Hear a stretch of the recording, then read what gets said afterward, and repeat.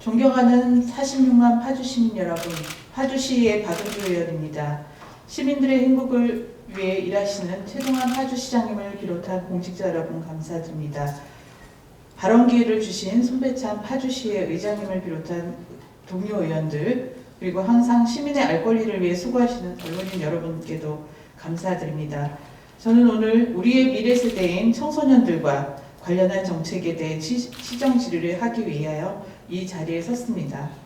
당장 해답을 찾기는 어려울 수 있으나 함께 고민하고 해결해 가야 할 문제들이기에 공감하며 귀 기울여 주시길 당부드립니다.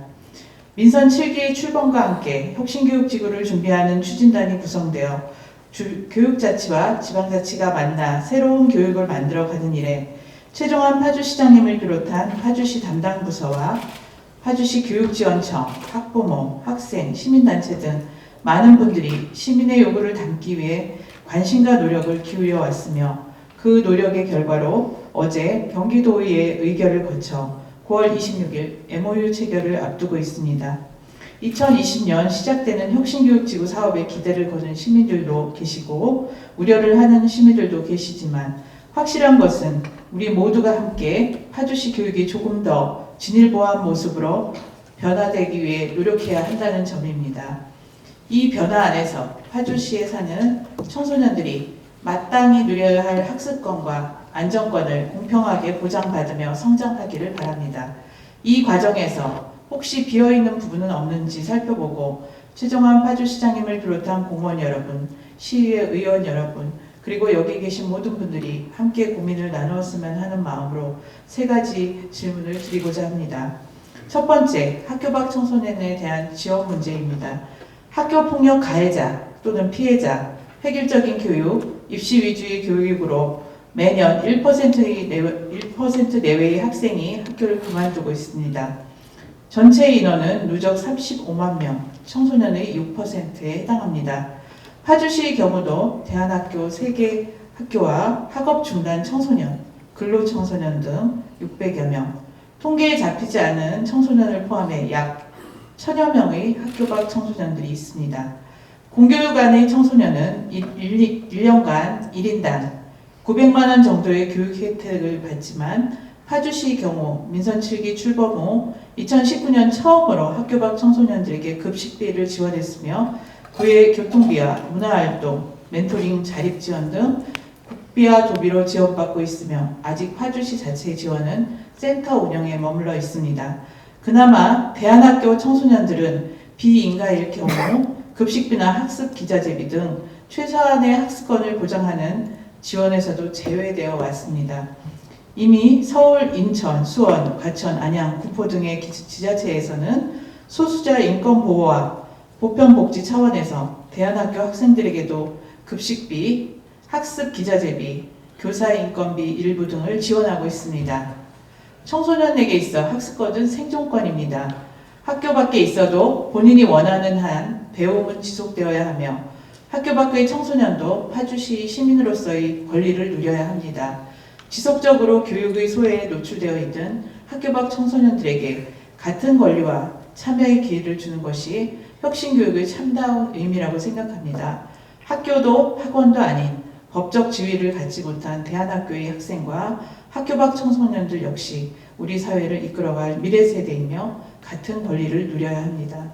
현재 학교 밖 청소년의 경우 복지국 소속의 보육 청소년과 업무로 편제되어 있어 교육부문의 접근이 어려우며 이런 이유 때문에 교육받을 권리에서 소외될 수 있다는 점을 감안하여 혁신교육지구 추진과 함께 업무 분장의 개선에 대해 심사숙고해 주실 것을 요청드립니다. 이와 함께 앞으로 진행될 혁신교육지구 사업에 대안학교 학생을 포함한 학교 밖 청소년들이 차별 없이 학습권을 보장받을 수 있는 방안을 강구해 주실 것을 요청드립니다. 두 번째는 초등학생들의 종일 돌봄 문제입니다.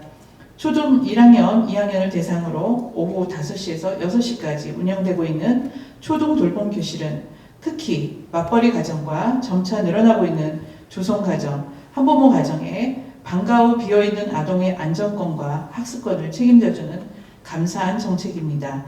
다행히 정부는 올해 지난해보다 2만 명 많은 28만 명에게 초등 돌봄 서비스를 늘리고 돌봄교실도 1,400개를 더 늘린다고 발표했으나 여전히 돌봄교실 신청 인원이 수용 인원보다 많아 공급이 수요에 미치지 못하고 있습니다.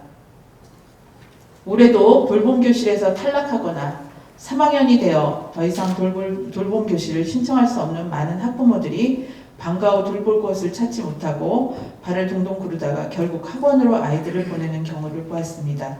또한 5시에서 6시까지 운영되기에 빨라야 7시에 퇴근하는 맞벌이 가정의 아동들은 저녁을 먹을 시간에 학원에 가거나 그마저 형편이 되지 않은 경우는 돌보는 사람 없이 부모가 올 시간까지 안전하지 않은 상태로 기다려야 합니다. 파주시 인구의 증가와 함께 맞벌이 가정, 조성 가정과 한부모 가정, 다문화 가정의 증가 등으로 파주시의 초등 돌봄 수요는 당분간 증가할 것으로 보입니다. 혁신교육지구 지정과 함께 마을교육 공동체를 만들기 위한 다양한 방법들을 고민하는 이 시점에 이런 돌봄의 사각지대에 놓인 아동들에게 이제는 학교만이 아닌 지역사회가 중심이 되는 돌봄 생태계 구축과 운영이 필요한 시점입니다. 학교가 책임졌던 돌봄을 마을과 연계하여 내 아이가 아니라 우리 아이들을 학교와 마을이 함께 돌봐야 합니다. 마을 내 유휴 공간, 아파트, 커뮤니티 공간 등의 공적 공간이나 작은 도서관이 잘 자리 잡고 있는 파주시의 장점을 살려 마을과 학교가 협력하는 돌봄 공동체를 만드는 것에 대한 고민을 함께 해야 합니다. 파주시 초등 돌봄, 종일 돌봄에 관한 지원 조례 등 법적 근거를 만들고 우리 아이들이 3학년 이상이 되어도 방과 후 부모님이 퇴근하는 시간까지 안심할 수 있도록 학교 안에서, 마을 안에서 안전권과 학습권을 보장받을 수 있도록 협의해 나갈 것을 제안드립니다. 세 번째, 장애, 비장애 통합학교에서 장애를 가진 학생들이 기본 인권과 학습권을 보장받을 수 있도록 해야 합니다. 초등통합학교에서는 장애 아동들이 비교적 개인의 장애 정도와 학습 정도에 따라 특수교사의 지도로 개인별 학습 진도에 따라 학습권을 보장받고 있습니다. 그러나 중학교에 진학해서는 상황이 달라집니다. 과목별로 교사가 다른 중학교의 경우 장애 학생의 학습 상황이나 개인별 특성이 잘 파악되지 않는 상황에서 학생들은 초등학교까지 학습 정도와 상관없이 자신이 속한 학급의 교과 시간과 맞지 않는 교육을 받아야 합니다. 초등과정 전체에 대한 학습이 이루어지기 어려운 장애 학생들이 중학교에 진학했다고 해서 중등 교과서를 배우는 일은 사실상 어려운 일입니다. 제도적으로 개별화 교육이 보장되어 있지만 학교장과 특수교사의 의지가 있다 하더라도 실제 교육 현장에서는 장애 학생의 개별화 교육이 이루어지지 못하고 있습니다. 학생 개인에게 맞는 한 학기 동안의 학습 과정을 설계하는 개별화 회의를 한다고 해도 실제 교육 과정에서 실행되기 어려운 것이 현재의 상황입니다. 그럼에도 불구하고 평가에 있어서는 비장애 학생들이 치르는 시험지로 장애 학생들도 똑같이 평가를 받아야 합니다. 단 한 번도 배워보지 못한 교과서의 문제들을 풀어야 하는 이 과정에서 평가의 공평함은 제도로 보장받았지만 장애 학생의 인권과 학습권은 오히려 사라지게 되었습니다. 물론 이러한 문제는 파주시 행정의 고유 영역은 아니라고 할 수 있습니다. 그러나 혁신교육지구를 통해 행정이 교육을 고민하고 책임지는 시대로 바뀌고 있습니다. 장애 학생이 초중고 과정 동안의 교육을 통해 비장애 학생과 마찬가지로 진학 또는 사회인으로서의 자립이 잘 이루어질 수 있도록 거점 학교 지정, 장애 학생의 맞춤형 진로 교육, 통합학교 장애 학생 학부모의 설치 의무화 등 제도적 보완이 이루어져야 합니다. 교육청 고유의 영역인 교육이 이제 행정 안에서도 고민되어야 합니다. 단 한 명의 아이도 포기하지 않는 교육, 소외와 차별 없이 공평한 교육이 혁신교육지구 사업과 함께 파주 교육안에서 실현되기를 바라며 최종환 시장님의 답변을 요청드립니다. 경청해 주셔서 감사합니다.